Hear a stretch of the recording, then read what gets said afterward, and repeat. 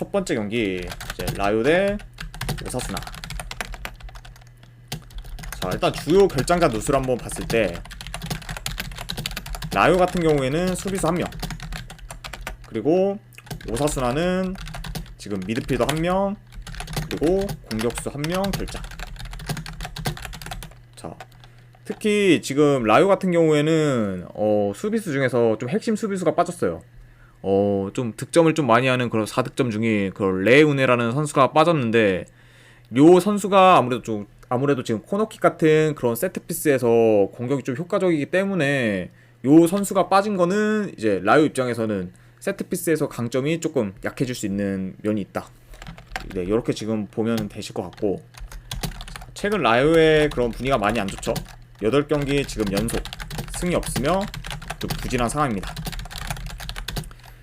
그리고 뭐 이제 승보단 좀 무승부가 많은 상태예요. 왜냐면은 계속해서 뭐 지금 결과를 못 내주고 있고, 그러다 보니까 이번 경기도 지금 라요가 홈이라고 하는데 좀 승이 약간 장담이 어려운 그런 상황이기도 합니다. 자, 경기 양상을 봤을 때 라요가 이제 좀 더 오사수나보다는 주도할 것 같아요. 하지만 지금 제공권에서는 지금 오사수나가 어느 정도 우위이기 때문에, 아이고, 잠시만요. 그래서 지금 라요의 어느 정도 볼 흐름이 좀 끊기는 경우가 많지 않을까 생각이 듭니다.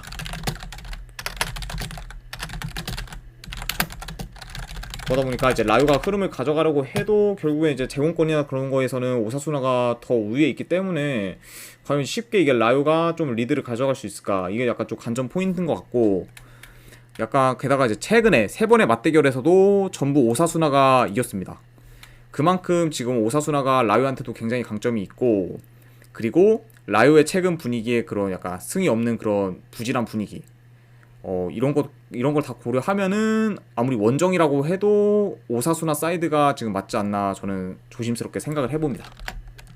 자, 그래서 이거 같은 경우에 분석 결과를 봤을 때 저는 오사수나 쪽 프랜승을 보고, 고배당으로 만약에 이거를 도전을 하려면은 무승부 쪽 한번 도전, 그리고 2.5 기준은 언더 볼게요. 왜냐면 오사수나도 지금 원정에서의 그런 공격력이 많이 안 좋고, 라요 역시도 뭐 최근에 득점력이 그렇게 뭐 확 살아난 것도 아니기 때문에 전체적으로 보면은 약간 좀 템포 느린 그런 경기로 진행되지 않을까 생각이 들어서 2.5 기준으로 한번 언더까지 보는 경기로 가져가 보도록 하겠습니다. 자, 두 번째 경기 샬케 대 헤르타 베를린. 자, 일단 뭐 최근 샬케는 좀 무패 행진을 이어가다가 최근 2연패로 분위기가 많이 꺾였어요. 그쵸. 아무래도 이제 레버쿠젠이나 뭐 호펜하임 상대로 패배를 하면서 지금껏 이제 분위기 좋았던 그런 샬케가 다시 하락세로 바뀐 상황이고, 특히 지금 샬케의 문제점, 무패 행진을 하는 동안에는 수비가 굉장히 좋았는데 그 좋았던 수비가 다시 최근에 무너지기 시작했습니다. 그래서 수비에도 굉장히 불안한 요소가 많다, 이렇게 보고, 자, 헤르타 베를린도 근데 원정에서 경기력이 많이 안 좋고 특히 수비가 약점이긴 합니다. 하지만 지금 이런 헤르타 베를린의 그런 약한 수비가 샬케한테는 그렇게까지 득이 되는 것 같지는 않아 보여요. 왜냐하면은 지금 샬케 같은 경우에는 공격 전개가 굉장히 답답하거든요. 그러다 보니까 이제 샬케가 뭐 이제 공격 전개를 해도 결국에는 이게 헤르타 베를린이 뭐 다 충분히 막아낼 만한 여력이 있기 때문에 공격력이 안 좋은 샬케 입장에서는 이제 헤르타 베를린은 좀 공략하기는 힘들지 않을까 생각이 듭니다. 그래서 뭐 지금 헤르타 베를린의 수비 약점이 크게 의미가 있나 싶어요. 샬케가 지금 공격 전개가 그렇게까지 좋지가 않기 때문에. 자, 그리고 이 경기 같은 경우에 다 서로 강등권, 꼴등끼리의 대결입니다. 17위 그리고 18위. 그만큼 좀 피 튀기는 뭐 경기가 어느 정도 예상이 되겠지만, 자, 하지만 근데 지금 현재 샬케 같은 경우에는 뭐 롱볼, 뭐 크로스 위주의 그런 플레이, 이런 거를 약간 주로 하기 때문에 템포가 샬케 자체가 그렇게까지 빠르지 않아요. 오히려 좀 많이 느린 편에 속하고, 헤르타 베를린 역시 약간 좀 홈보다 원정에서의 그런 공격이 더디기 때문에 지금 아무래도 이거는 다득점보다는 좀 더 저득점 양상의 그런 경기로 흘러갈 가능성도 높아 보이는 경기. 이렇게 지금 보여지고, 그리고 이것도 만약에 굳이 현재 지금 본다면은 샬케가 좀 하향세를 타고 있고 상대 전적도 뭐 헤르타 베를린한테 열세기 때문에 지금 계속 뭐 주가가 내려가고 있는 샬케보다는 원정이라고 해도 헤르타 베를린 쪽 사이드가 맞지 않나 생각이 듭니다. 그래서 이건 분석 결과로 봤을 때는 저는 헤르타 베를린, 프랜슨, 그리고 2.5 기준 언더 볼게요. 아무래도 자, 이렇게까지 해서 샬케 대 헤르타 베를린까지 끝이 났습니다. 자, 이제 세리에 A로 넘어가 보면 첫 번째 경기 이제 크레모네세 대 엠폴리 경기. 자, 일단 주요 결장자 누수를 보면은 크레모네세 같은 경우에 뭐 팀 내 지금 득점 1위 공격수가 결장을 했습니다. 네, 이제 치오파니 선수가 결장을 했고, 그리고 수비수도 한 명 결장. 네, 어느 정도 지금 결장 누수가 크고, 엠폴리 같은 경우에는 뭐 주전 골키퍼가 한 명 결장인 상황입니다. 그러다 보니까 지금 뭐 서브 골키퍼가 한 5경기 정도 뛰고 있는데 그렇게까지 뭐 나쁜 활약을 보여주고 있진 않아요. 네, 다행히 그래도 1인분 정도는 하고 있는 상태고, 자, 크레모네세 같은 경우에는 뭐 강등권 탈출을 위해서 이번 경기 좀 적극적으로 라인을 올려서 공격할 가능성이 있다고 봅니다. 그러다 보니까 전반적으로는 이 경기 같은 경우에는 뭐 크레모네세가 엠폴리 상대로 좀 공격을 주도할 것 같고, 그리고 엠폴리도 뭐 평소에 뭐 라인 올리면서 이렇게 하기보다는 좀 압박하면서 그런 위주로 경기를 진행하는데, 그러다 보니까 이제 평소처럼 수비하다가 그냥 기회가 오면은 좀 역습을 통해서 반격할 것 같은 그런 양상으로 흘러가지 않을까 예상을 해요.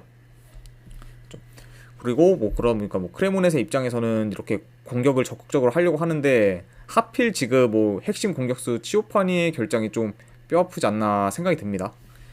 마무리 지어줄 만한 그런 골잡이가 결정한 거는 현재 지금 승리가 필요한 크레모네세 입장에서는 많이 힘들지 않나 생각이 들고, 자, 이 경기 같은 경우에는 좀 고민을 많이 했어요, 솔직히.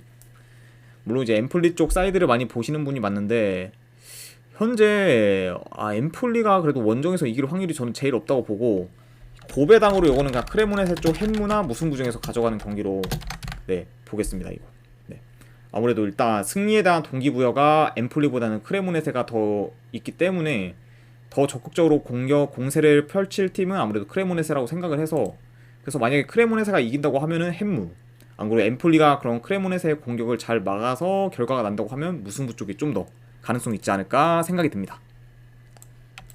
자, 이렇게 해서 이 경기 이제 완료가 됐고, 자, 스페치아 대 이제 라치오 경기.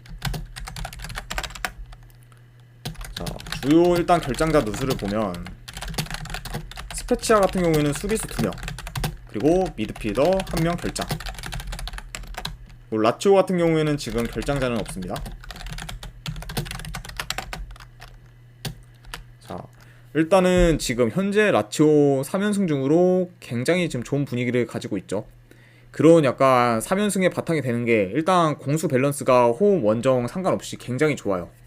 원래 이제 라치오 같은 경우에는 홈에서 강하고 좀 원정에서 약한 면모를 많이 보여준 팀인데, 최근에는 이제 원정에서도 좋은 경기력을 많이 보여주다 보니까 이렇게 지금 2위까지 하게 됐고, 그리고 지금 라치오 입장에서는 요 2위를 확실히 지키기 위해서는 이 경기 반드시 좀 잡을 필요가 있어 보입니다. 그쵸. 물론 근데 뭐 지금 스페치아 역시 강등권이랑 근접하기 때문에 이제 승리가 필요한 상황. 그러다 보니까 양 팀 다 좀 이 경기 좀 중요한 경기지 않을까 생각이 들고, 스페치아 같은 경우에는 뭐 전체적으로 봤을 때 수비가 지금 매우 안 좋은 상태예요. 근데 이제 그 중에서 이제 가장 안 좋은 거는 침투에 대한 좀 수비가 많이 안 좋습니다. 그쵸. 그러다 보니까 이게 하필 라치오가 좀 최근 이제 강점 중에 하나가 침투인데, 그런 침투가 스페치아한테는 굉장히 좀 효과적으로 보이지 않나 생각이 들어요. 그래서 약간 이런 걸 다 고려했을 때 스페치아도 지금 함부로 약간 라인을 올리기는 좀 어렵지 않을까 약간 예상이 됩니다. 그래서 이것도 전체적으로 봤을 때는 라치오가 좀 경기 운영, 볼 점유하면서 적극적으로 좀 공격하는 형태로 갈 것 같고, 스페체 같은 경우에는 라인을 좀 함부로 올리기가 어렵다 보니까 조금 라인을 내리면서 진행할 경우도 있어 보입니다. 그래서 분석 결과로 봤을 때는 라치오 쪽 승을 보고, 아 이거는 약간 고배당으로는 한번 햄무 도전 경기. 네. 그래도 이제 원정 라치오를 마행 가기는 조금 껄끄럽지 않나 생각이 들어서 고배당으로 가져가실 분들은 햄무 나빠 보이진 않아 보이네요. 그리고 2.5 기준은 이거 그래도 오버 한번 볼게요. 아무래도 그렇죠. 스페치아도 그래도 뭐 한 골 정도 넣을 만한 저력이 있기 때문에 넣는다고 가정을 하면은 언더보다는 오버 스코어가 조금 더 나올 가능성이 있지 않을까 생각이 듭니다. 자, 이렇게 해서 이 경기도 마무리가 됐고, 자, 툴루즈 대 이제 리옹 경기로 한번 진행을 해보도록 하겠습니다.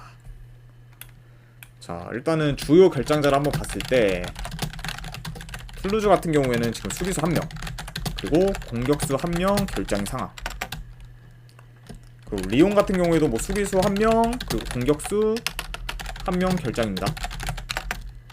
이렇게 한번 누수를 확인할 수가 있고, 자, 리옹 같은 경우에 지금 굉장히 분위기가 좋아요.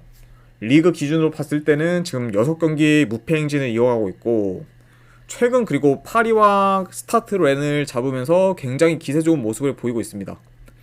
그래서 이제 지금 시즌 한 중반까지는 굉장히 좀 저조한 성적을 보이다가 이제 막바지에 좀 상승세를 타고 있는 리옹이고, 툴루즈 같은 경우에는 뭐 공격 전개가 좋고 템포가 빠른 팀이긴 하지만 최근 뭐 이제 공격력이 그렇게까지 폭발적으로 터지는 경우는 거의 없어요. 물론 뭐 직접 이제 몽펠리에 상대로 이제 2점 넣은 거는 굉장히 잘한 일이지만 그거를 뭐 포함해도 최근에 공격력이 확 터지는 그런 느낌은 전혀 들지가 않고, 그리고 리옹 같은 경우에 이제 수비가 좋기 때문에 예상보다 좀 툴루즈의 그런 공격 진행에 어려움을 약간 겪지 않을까 생각이 듭니다. 그래서 뭐 지금 툴루즈 같은 경우 뭐 2월에 굉장히 분위기가 좋았죠. 최상의 공격력을 뭐 자랑한 그런 명가는 좀 많이 멀어진 느낌. 네. 지금 약간 이렇게 지금 평가를 할 수가 있습니다. 게다가 이 경기 이제 리옹이 만약에 승리를 하게 되면은 이제 5, 6위 팀들과의 그런 순위 경쟁을 할 수 있기 때문에 좀 더 약간 승리에 대한 동기부여로 따지면은 툴루즈보다는 리옹이 더 큰 상황이지 않을까 생각이 드네요. 자, 그래서 이거 같은 경우에도 전체적으로 분석 결과 봤을 때는 리옹 승에 고배당으로는 햄무 한번 가져가 보는 경기, 이렇게 한번 보도록 하겠습니다. 리옹 승에 고배당으로 햄무 이렇게 한번 보고, 벌써 이제 해외 축구 마지막 경기네요. 자, 엑셀시오르 대 고헤드. 자, 엑셀시오르 같은 경우에 지금 뭐 팀 내 핵심 공격수 1명이 사타구니로 부상으로 결장입니다. 결장까지는 아니고 결장 의심 정도. 그쵸. 근데 거의 사타구니 쪽 부상이라 못 나올 가능성이 조금 더 높아 보이긴 해요. 그리고 고헤드 같은 경우에는 지금 뭐 핵심 공격수 1명 결장. 지금 뭐 팀 내 득점 1위를 맡고 있는 그런 선수가 결장의 상황. 그러다 보니까 지금 양 팀 다 중요 선수가 어느 정도 결장 의심이나 결장을 하고 있다, 이렇게 보시면 되고, 일단 엑셀시오르 같은 경우에 이번 경기 승리를 하면은 강등권에 지금 탈출할 수 있는 상황이긴 해요. 왜냐면 15위인 그런 M1과 승점이 1점 차이기 때문에 엑셀시오르가 만약에 이기게 되면은 M1을 제치고 15위로 될 수 있어서 강등권에 탈출할 수가 있고, 그리고 지금 엑셀시오르의 다음 일정을 어느 정도 보면은, 잠시만요. 엑셀시오르의 다음 일정, 고어헤드 경기 이후에 다음 일정이 비테세와의 경기, 그리고 페에노르트, 리그 1위죠. 그리고 헤이렌베이, 이렇게 지금 3연전을 치르기 때문에 이 경기 만약에 엑셀시오르가 잡지 못한다고 하면은 강등권 탈출이 생각보다 많이 어려울 수도 있어요.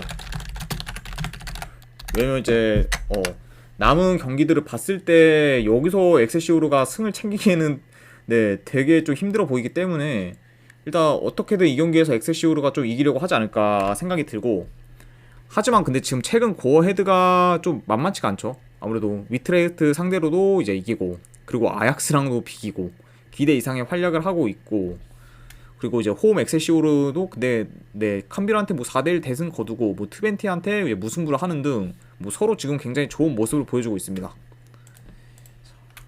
그러면 이제 이런 거 할 때는 이제 어떻게 봐야 되냐? 그래도 저는 근데 이제 원정 고어헤드가 이게 정배를 받는 게 좀 맞나? 그러니까 물론 고어헤드가 뭐 최근 어느 정도 잘하고 있긴 하지만 고어헤드가 지금 원정에서 정배를 받는 거는 조금 약간 맞지 않다고 저는 생각이 들어요. 이 경기 같은 경우에. 그러면 좀 동기부여도 엑셀시오르가 더 있고 그리고 홈에서 엑셀시오르의 퍼포먼스도 나쁘지 않고 여러 가지를 봤을 때는 저는 요거는 엑셀시오르 쪽 프랜승이 맞지 않나 생각이 듭니다. 프랜승. 네. 왜냐면 충분히 엑셀시오르가 역배승까지 나올 수 있는 경기이기 때문에 프랜승 쪽을 보고 2.5 기준 요거는 오버 볼게요. 아무래도 저 엑셀시오르가 이제 공격적으로 나서게 되면은 아무래도 언더보다는 오버 쪽이 좀 더 가능성이 있지 않을까 생각이 듭니다. 자, 엑셀시오르 프랜승의 2.5 기준 오버. 자, 일단은 뭐 이제 이렇게까지 해서 전부 네, 분석이 끝이 났습니다. 네, 혹시 괜찮다 싶으신 분들은 추천이나 즐겨찾기 한 번씩 눌러주시면 감사드리고 궁금하신 거 있으면 채팅으로 질문 주시면 바로 답변해 드리도록 하겠습니다. 네, 일단 이제 지금까지 이제 봐주신 분들 대단히 감사드립니다. 예, 감사합니다.